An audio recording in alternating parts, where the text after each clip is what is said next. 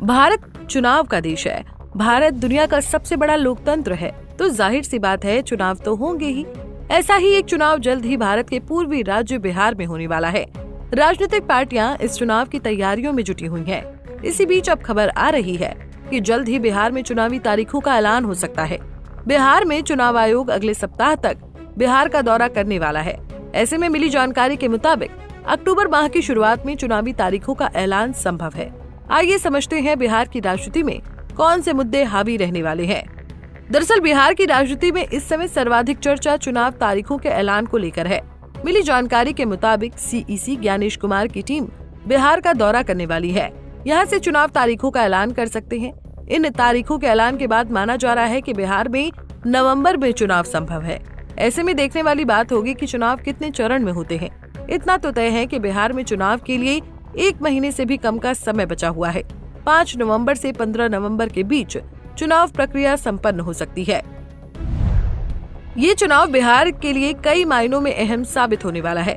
विशेष रूप से मुख्यमंत्री नीतीश कुमार के लिए ये चुनाव बेहद महत्वपूर्ण है, क्योंकि अब वो उम्र के उस पड़ाव पर हैं, जहां से वो राजनीति से संन्यास ले सकते हैं। ये चुनाव उनके राजनीतिक जीवन का आखिरी चुनाव भी हो सकता है। इस चुनाव की महत्ता इसलिए भी बढ़ जाती है क्योंकि नीतीश कुमार ने बिहार में जातिगत जनगणना करवाई थी। इसके बाद आबादी के अनुपात में आरक्षण में भी बढ़ोतरी की गई। ऐसे में ये चुनाव सामाजिक संदर्भ में एक प्रयोगशाला के रूप में देखा जा रहा है, जहां ये परखा जाएगा कि जातिवाद का मुद्दा किस हद तक प्रभावी है।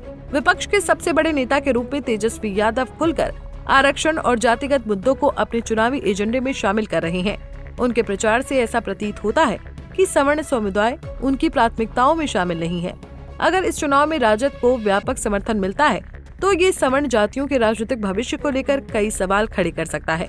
सामाजिक बंटवारे की इस राजनीति के बीच हिंदुत्व का मुद्दा कमजोर पड़ सकता है, जिसका असर राष्ट्रीय राजनीति में भाजपा की स्थिति पर भी देखने को मिल सकता है।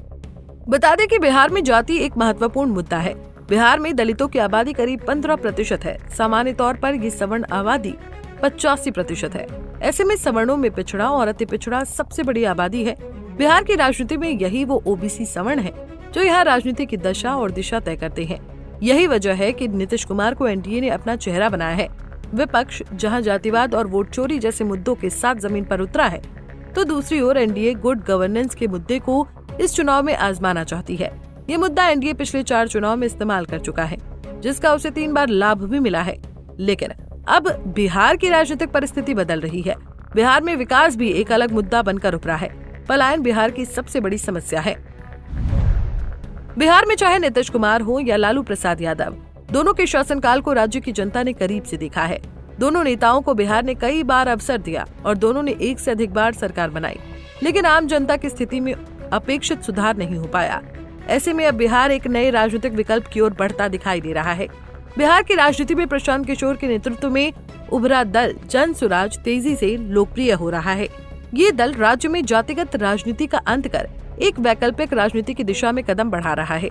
जन सुराज बिहार में बदलाव की बात कर रहा है और उसने जनता के बीच अपनी मजबूत उपस्थिति का एहसास भी करवाया है। 1 करोड़ से अधिक कार्यकर्ताओं वाला ये दल बिहार जैसे सामाजिक और राजनीतिक रूप से जटिल राज्य में परिवर्तन की ओर एक स्पष्ट संकेत दे रहा है। अब ये देखना होगा कि जनसुराज आगामी चुनाव में कितना वर्चस्व स्थापित कर पाता है। बहरहाल बिहार की राजनीति में इतना तो साफ है कि यहाँ मुकाबला एनडीए बनाम इंडिया नहीं रहने वाला है। बिहार में मुकाबला त्रिकोणीय रहने वाला है। ऐसे में किस दल को बिहार की सत्ता में आने का अवसर मिलता है, ये आने वाला समय तय करेगा। फिलहाल के लिए इस खबर में इतना ही। देश और दुनिया की बड़ी खबरों के लिए देखते रहिए पंजाब केसरी टीवी। हमसे जुड़े रहने के लिए हमारे YouTube चैनल को सब्सक्राइब करें और नई वीडियो की नोटिफिकेशन के लिए बेल आइकॉन को दबाएं।